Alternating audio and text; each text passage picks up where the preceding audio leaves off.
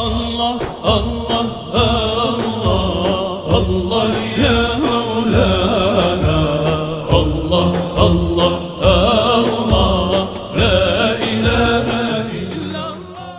Ini ada titipan dari peserta, nanti mungkin bisa di-share doa yang awal, yang doa dari Rasulullah yang dari Malaikat Jibril, Ustaz. Untuk insyaallah melalui jenengan nanti insyaallah. Oke, insyaallah, Ustaz. Siap.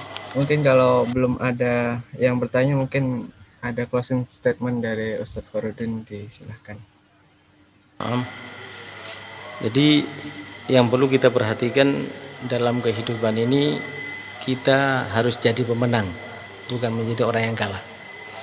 Dan untuk menjadi pemenang itu tiada lain kecuali mengikuti apa yang dilakukan oleh Rasulullah dan para sahabatnya, yaitu memenuhi hati kita dengan ingat kepada Allah, artinya mengosongkan hawa nafsu dan syahwat, dan lidah kita selalu basah dengan zikir, baik dengan Al-Quran ataupun sholawat. Itu yang perlu kita ingat bersama, agar tatkala sakaratul maut atau nyawa dicabut dari tubuh kita, kita mampu mengingat Allah dan mampu mengakhiri umur kita dengan ucapan la ilaha illallah. Jadi jangan sampai kita dicabut nyawa kita, jangankan dikubur, di akhir umur pun tidak mampu untuk mengucapkan la ilaha illallah. Jadi ingat, jangan sampai kalah dengan setan. Afwan Ustaz, ini ada pertanyaan dari peserta, dari Mas Taufik Hidayat. Assalamualaikum. Izin bertanya, jika kita bermaksiat karena pengaruh lingkungan, bagaimana cara mengatasinya? Apakah pindah dari lingkungan tersebut atau bagaimana, Ustaz? Nah, jadi Rasulullah pernah bersabda dalam suatu hadisnya, ana bariun, aku cuci tangan orang yang hidup di tengah-tengah orang musyrik. Musyrik berarti orang yang menyekutukan Allah. Artinya apa? Orang yang hidup di lingkungan yang tidak baik, maka jaminannya adalah tidak baik. Kehidupannya pasti tidak baik. Bi'ah itu menentukan.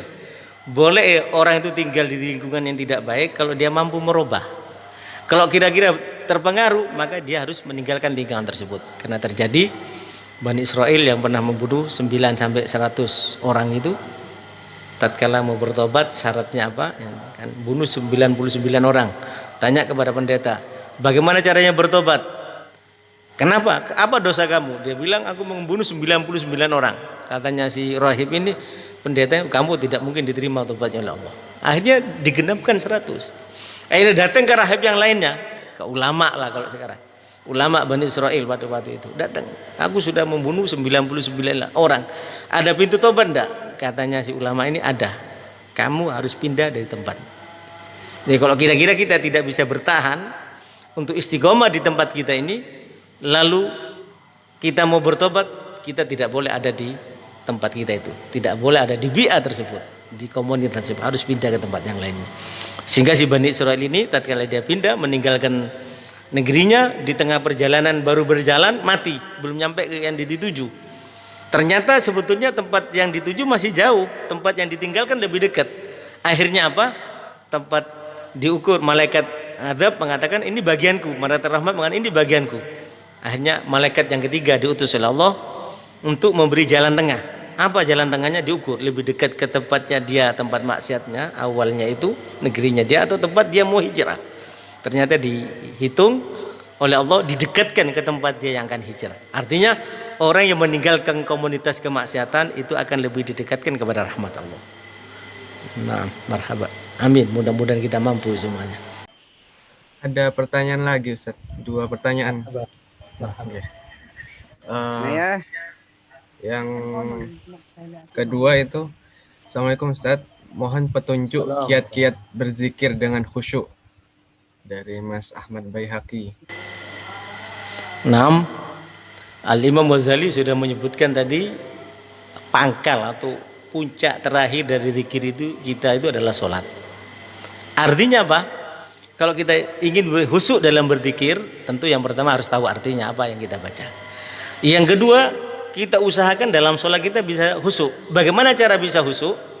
Sebelum adzan dikumandangkan kita sudah siap untuk mengingat Allah dengan wudhu kita, dengan persiapan kita, sehingga lupakan apa yang bertalian dengan dunia. Itu cara melatih kita supaya bisa khusyuk dalam berzikir.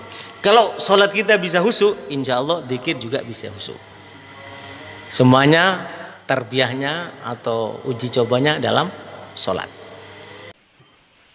Oke, baik Ustaz. Yang terakhir ini dari Mbak Soraya, mungkin agak keluar dari topik. Apakah jika kita mendawamkan sholawat Habib Soleh harus memakai ijazah? Karena katanya sholawat Habib Soleh itu berat untuk diamalkan. Matur nuwun Ustaz. Nah, Abuya Al-Muhaddis Syed Muhammad Ibn Ali Al-Maliki mengatakan amalan yang tanpa ijazah itu adalah sholawat. Ya. Amalan yang tanpa ijazah itu adalah sholat. Sholat apa saja. Nah, itu yang pertama ya, pendapat Syed Muhammad Ibn Ali Al-Maliki Al-Muhaddis. Yang kedua, saya termasuk orang yang mendapatkan ijazah dari cucunya langsung, Habib Thohir, saudaranya Habib Muhtar. Jadi kabar gembira bagi antum semuanya yang belum dapat ijazah, saya ijazahkan. Ya, sebagaimana saya dapat dari Habib Thohir dan dari beberapa guru saya, Habib Hasan dan juga Habib Ahmad Segaf dan guru-guru yang lainnya. Saya ijazahkan kepada antum dan antuna semuanya. Baca. Nah, caranya. Salawatnya Habib Thohir, salawatnya Habib Soleh Tanggul ada 2 cara. Yang pertama, setiap sholat 11 kali, atau kalau membaca 11 kali. Cara yang kedua yaitu 21 kali. Sekali membaca, kalau sehari cuma membaca sekali, membaca kita sekali, ya berarti 11 kali. Atau kita baca 21 kali. Kalau semuanya mau kita udawim, kita mau istiqomah dalam setelah sholat, sama. Sehari 11 kali atau 21 kali. Atau kalau kita mudawim dalam sholat, ya setiap baca 11 kali atau 21 kali. Kalau semuanya pagi sore boleh 11 kali atau 21 kali. Katanya Habib Soleh Tanggul, ini saya langsung dengar dari Habib Thohir. Habib Thohir ini juga cucunya Habib Soleh Tanggul, alumni Syed Muhammad bin Al-Maliki Al-Muhaddis. Beliau mengatakan kalau sholawat ini dibaca untuk dicapai kayak apa, untuk mencapai hajat kita, lalu Allah belum menyampaikan hajat kita setelah membaca, setelah kita istiqomah membaca sholawat ini, katanya Habib Soleh, aku yang akan mintakan untuk dia kepada Allah. Termasuk sholawat ini untuk dikabulkannya doa, berarti zikir tadi jawabannya ini juga. Nah, saya ijazahkan kepada antum dan antuna semuanya.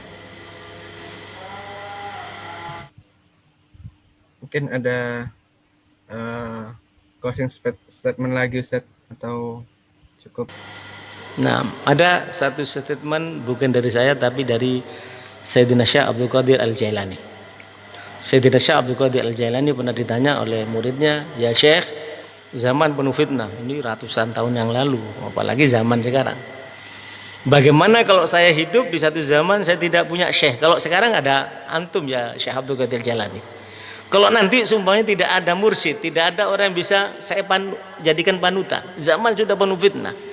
Bagaimana supaya saya bisa selamat daripada godaan setan dan jeratan setan dan bisa mati dalam keadaan husnul khatimah?"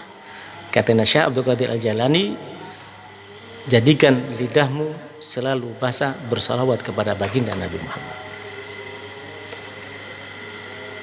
Naam.